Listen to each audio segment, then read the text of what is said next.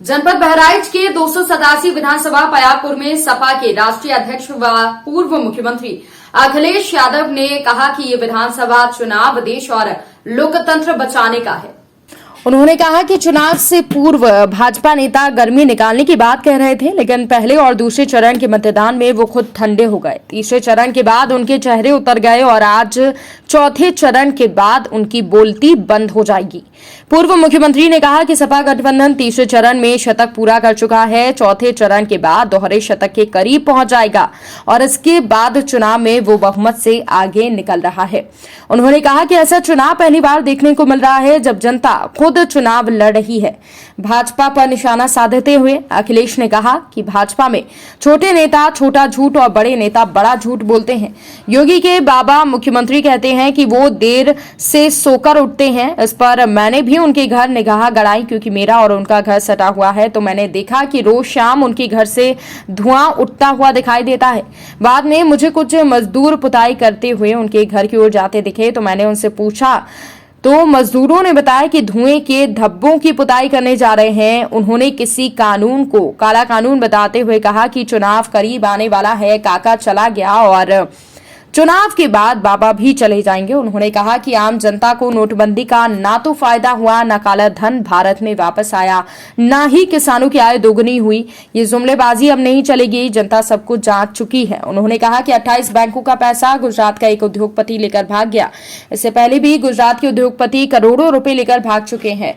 खाद की बोरी से 5 किलोग्राम की चोरी हो गई। लखीमपुर में से किसानों को कुचल दिया गया। जब हम लोगों ने दबाव बनाया तो कुछ कार्रवाई हुई, लेकिन अब भी आरोपी जमानत पर छूट गया। उन्होंने कहा कि पार्टी का घोषणा पत्र सुनाया और कहा कि उनकी सरकार ने पीएचडी वालों को अस्थायी नौकरी देगी और बीएड और बीपीएड करने वालों को अस्थायी नौकरी दी जाएगी और साथ ही साथ कर्मचारियों की पुरानी पेंशन बहाल की जाएगी। नौजवानों को आईटी सेक्टर में रोजगार देने का काम करेंगे। महिलाओं विधवाओं की पेंशन दी जाएगी। 300 यूनिट बिजली फ्री दी जाएगी। इस अवसर पर उन्होंने कई सारी बातें कही। इस अवसर पर सपा के पूर्व विधायक मुकेश श्रीवास्तव ने राष्ट्रीय अध्यक्ष अखिलेश यादव को अंग वस्त्र भेंट किया और सभा को जिला अध्यक्ष रामहर्ष यादव, पूर्व विधायक राम सागर अकेला, समाजवादी पार्टी के वरिष्ठ नेता सूर्य कुमार जी आदि नेताओं ने संबोधित किया।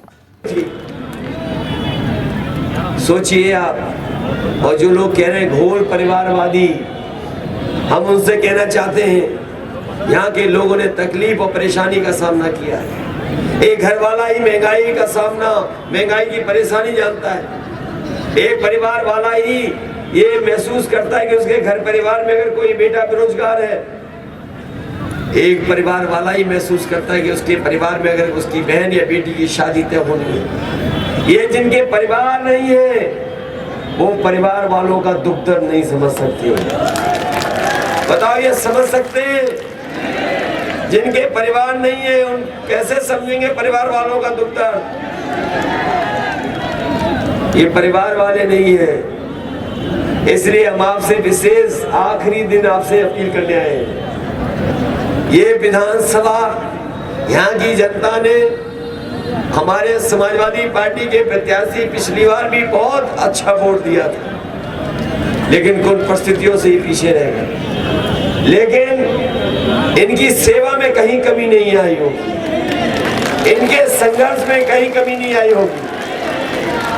ये दुख तकलीफ परेशानी में आपके पास पहुंच गए होंगे। इसलिए हम आपसे निवेदन करने आए हैं कि हम लोग सरकार बनाने जा रहे हैं। बताओ, आप सरकार के साथ रहोगे या विपक्ष के साथ रहोगे? ये बात तो पता लग गई होगी, साइकिल की रफ्तार बहुत तेज है तेज के नहीं?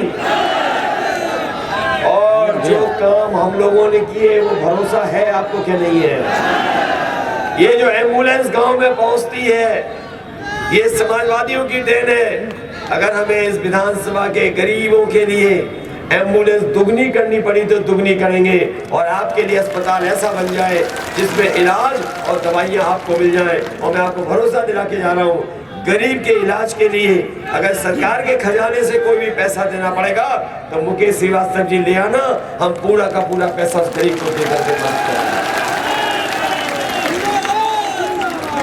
ये जो 100 नंबर वाली बस जो गाड़ी थी हमारी 100 नंबर वाली जो गाड़ी चलाई थी पुलिस के लिए, वो इसलिए चलाई थी कि जिससे हमारे गरीब या किसान या गांव में रहने वालों का झगड़ा हो जाए, किसी बात को लेकर के विवाद हो जाए, तो फोन मिलाएं, वो पुलिस उनकी मदद करने के लिए पहुंच जाए।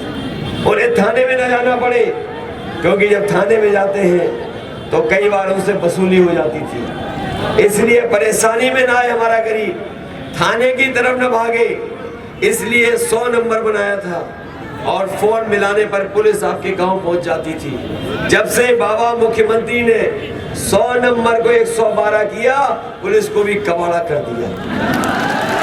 बताओ कबाड़ा हो गई कि नहीं हो गई?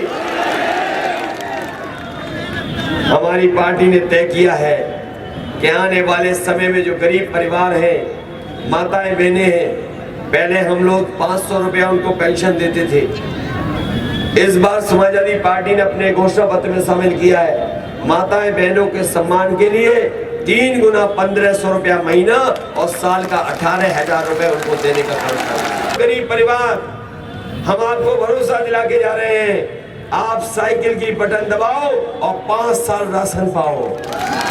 और न केवल राशन पाओ, समाजवादी पार्टी ने तय किया है जो हमारे गरीब परिवार हैं, जो कमजोर हैं, जिनका स्वास्थ्य बेहतर नहीं है, अगर हमें 1 लीटर सरसों का तेल, 1 किलो मिल्क पाउडर और 1 लीटर घी भी सरकार की तरफ से देना पड़ा, तो समाजवादी सरकार ने उन गरीब परिवारों को देने का चुनाव किया। इसलिए मदद करिए और साइकिल चुनाव चिन्ह को याद रखिए।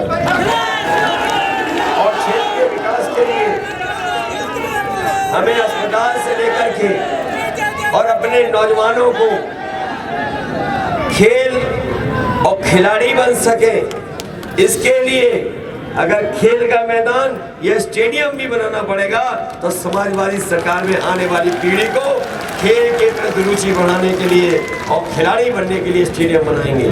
और इसलिए बनाना जरूरी है कि लखनऊ में कल मैच हो रहा था क्रिकेट का, वो हमारे बनाए हुए स्टेडियम में हो रहा था, वो बाबा जी का बनाया हुआ नहीं था।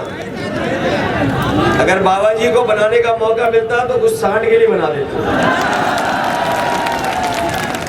वो स्टेडियम समाजवादियों का बनाया हुआ था, उससे मैच हो रहा था।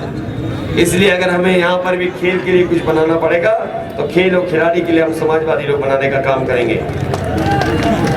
जो पॉलिटेक्निक कॉलेज दिया था, ये जमीन नहीं दे पाए। मैं आपको नौजवानों को पहले भी कहा, आईटी के क्षेत्र में और आज के समय के हिसाब से मोबाइल से, इंटरनेट से, कंप्यूटर से बहुत सारे काम होते हैं, रोजगार भी बड़ी संभावना है। इसलिए अगर जो नई पॉलिटेक्निक बनेगी, समाजवादी सरकार में बना करके ऐसे कोर्स उसमें पढ़ाएंगे जिससे हमारे नौजवान 10वां और 12वें के बाद कोर्स पढ़ करके, ट्रेनिंग कर करके रोजगार अच्छा पा सकें। इसलिए आप सबसे अपील है कि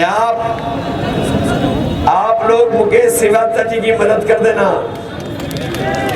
और जब से समाजवादियों ने पुरानी पेंशन बहाल का फैसला लिया है, कई प्रदेश के मुख्यमंत्री भी फैसला लेने लगे हैं।